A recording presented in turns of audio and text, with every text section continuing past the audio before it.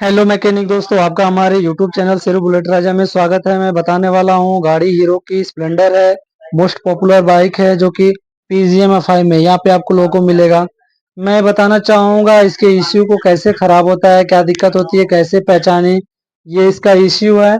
और यहाँ पे मात्र 7 एक ऐसे टिप्स होते हैं जो कि इश्यू को खराब बताने से पहले चेक करना अनिवार्य होता है।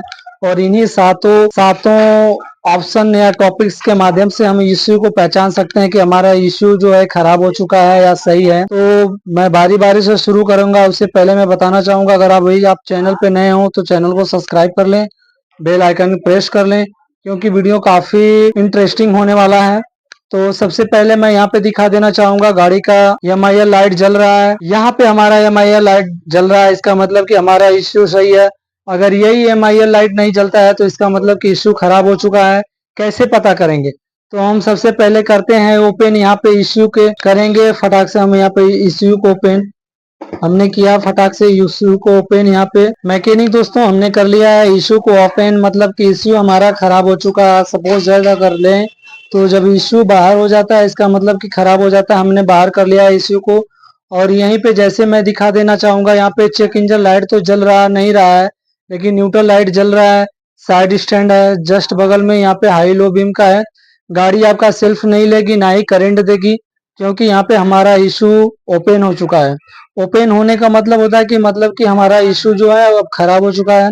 और इससे भी लेटेस्ट जानकारी मैं दूंगा, आपको बताऊंगा कि इसको कैसे चेकआउट करें, क्या क्या ऑप्शन होता है इसको जानने के लिए। पहला हमारा ऑप्शन होता है कि अगर आपका यहाँ पे चेक लाइट न जले तो इसका मतलब कि आपका इशू खराब हो चुका है, इशू डेड हो चुका है। अभी यहाँ तक ही अभी अभी हमारे पास 6 ऑप्शन बचे हैं जो कि चेकआउट करने के लिए इशू को खराब बताने से पहले। तो क्या करेंगे, हम यहाँ पे एक बार सेल्फ को प्रेस करेंगे। सेल्फ को कितना भी दबाएंगे यहाँ पे कोई मूवमेंट देखने को नजर नहीं आएगा। प्रेस करने के बाद भी हमारा इशू वर्क नहीं कर रहा है, क्योंकि हमने यहाँ पे इशू को ओपन करके रखा है, बाहर करके रखा है। यहाँ पे हमारा लगा हुआ ST है, डी कपलर है। अगर हम किक प्रेस करेंगे तो यहाँ से करंट भी देखने को नजर नहीं आएगा, क्योंकि हमारा जब इश्यू खराब हो जाता है, यहाँ पे हम अगर कितना भी यहाँ पे सेल्फ करेंगे, सेल्फ लेंगे, काम कराएगा, कुछ भी नहीं आएगा। सप्लाई यहाँ पे देखने को मूवमेंट नहीं नजर आएगा। तो ये हमारा हो गया दूसरा ऑप्शन। इसी तरह बहुत सारे ऐसे टॉपिक्स हैं जिससे कि इश्यू को पहचाना जा सकता है कि हमारा इश्यू खराब हो चुका है या सही। इसके फ्यूल टैंक में लगा है फ्यूल पंप, जो कि 3 फेज का पंप होता है, यानी तीनों वायर में आपका 2.5 से लेके 3 वोल्ट तक की सप्लाई आएगी।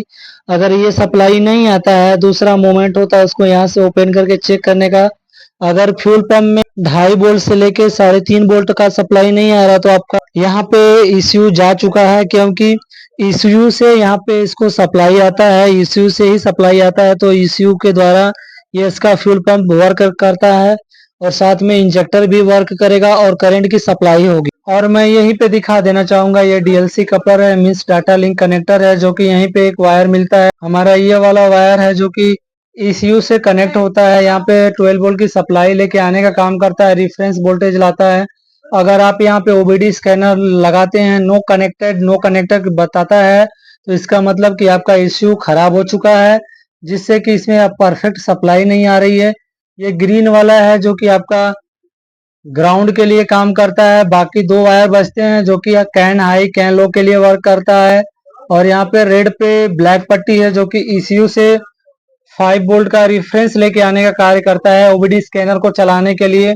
अगर ये आपका OBD स्कैनर B519 हो, B311 हो, B317, अगर वो उसमें आपको लिख के आता है कि no connected, OBD not connected, तो इसका मतलब कि आपका इश्यू खराब हो चुका है या इश्यू जा चुका है। और यहीं जस्ट बगल में अंदर अगर जूम करके दिखाएं तो यहाँ पे लगा हुआ ST है। जब भी चाबी स्विच ऑन करिएगा तो यहाँ पे आपका सप्लाई देखने को आएगा, क्योंकि ECU में जाने वाला वायर है जो कि ब्लैक पे रेड पट्टी 12 वोल्ट की सप्लाई लेके आने का कार्य करता है। अगर वो भी सही काम नहीं करेगा तो भी यहाँ से ST की सप्लाई नहीं आती है। तो जब भी आपको ये चेक करना है कि हमारा ECU सही है या खराब है, तो आपको 7 टॉपिक्स को देखना बहुत अनिवार्य होता है, जिसमें कि हमने 4 टॉपिक्स को पूरा कर लिया है। बचा हमारे पास 3 टॉपिक्स, उस पे चलते हैं। देखिए ना, ये जो मैं वायर दिखाने वाला हूँ रेड पे ब्लैक की पट्टी है, ये आपका 12 वोल्ट की सप्लाई बैटरी से लेके आने का काम करता है। साथ में मेन लाक में यहीं से सप्लाई जाता है। अगर ये वायर बीच में ब्रेक हो जाता है तो चेक इंजन लाइट नहीं जलेगा या किसी भी प्रकार का आपको वर्क देखने को नहीं मिलेगा। ये भी ईसीयू के खराब होने से पहले इस वाले वायर को आप जरूर चेकआउट करें, क्योंकि यहाँ पे लगा होता है ईसीयू। अगर प्रॉपर सप्लाई नहीं जा पाएगा, ये हमारा इश्यू हो गया। अगर यहाँ पे प्रॉपर सप्लाई नहीं जाएगा, वायर बीच में ब्रेक हो जाने की वजह से भी हमारा इश्यू को वर्क करने के लिए 12 वोल्ट की सप्लाई नहीं जाएगा। तो क्या है कि आप इसको एक बार जरूर चेकआउट करें। ऐसा तो नहीं है कि आपका रेड पे ब्लैक पट्टी वाला वायर है जो कि ब्रेक हो चुका है, टूट चुका है, जो कि एसटी के लिए, मेन लॉक के लिए वर्क कराने के लिए 12 वोल्ट की सप्लाई लेके जाता है। उससे ज्यादा जरूरी होता है कि ईसीयू के सप्लाई के लिए जाता है। तो आप इसको जरूर देखें साथ में। और मैं दिखा देना चाहूंगा इसको, जैसे ही मैं ऐड करता हूँ,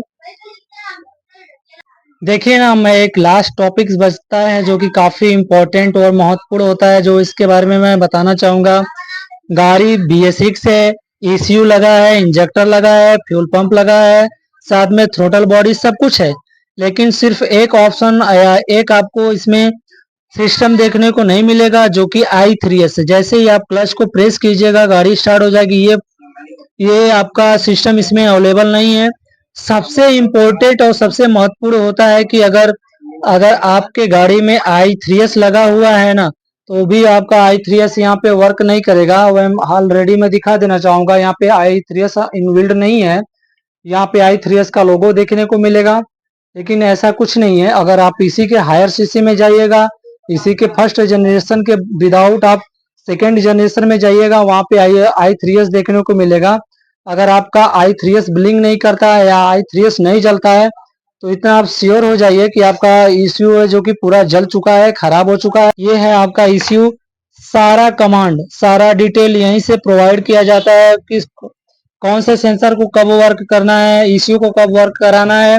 सारा डिटेल इसके बाद जाता है। यहाँ से आपका इनपुट होता है, इनपुट के बाद सारा मैकेनिज्म लगा होता है जो कि आउटपुट देता है, उसके बाद सारा काम होता है। तो किसी भी प्रकार का मैकेनिक दोस्त, मेरे प्यारे भाई लोग, कहीं बॉडी ग्राउंड हो टच करें या फालतू जुगाड़बाजी न करें या बाईपास न करें। और मैं दिखाता हूं कि जो जो मैंने कार्य किया था वो परफेक्टली काम कर रहा है कि नहीं कर रहा। उसके साथ जैसे ही मैं इसको लगाऊंगा, गाड़ी स्टार्ट करूंगा, यहाँ पे चेक इंजन लाइट आएगा। लेकिन क्या है ना कि मैं ओबीडी स्कैनर का प्रयोग नहीं करूंगा। मैं एक आपको टिप्स दूंगा जिसके माध्यम से बिना आप ओबीडी स्कैनर के लिए के इसको रिफ्रेश कर सकते हैं। यह आफ्टर मैकेनिक लोग के लिए है, क्योंकि जिस मैकेनिक भाई के पास ओबीडी स्कैनर नहीं होता है, टूल्स नहीं होता है, तो अपने गैराज पे भी वो काम कर सकते हैं। इसलिए हम वीडियो तैयार करते हैं। तो आप हमारे वीडियो पे बने रहें, करते हैं चाबी स्विच को ऑफ। मिलते हैं नेक्स्ट वीडियो में। Thank for watching.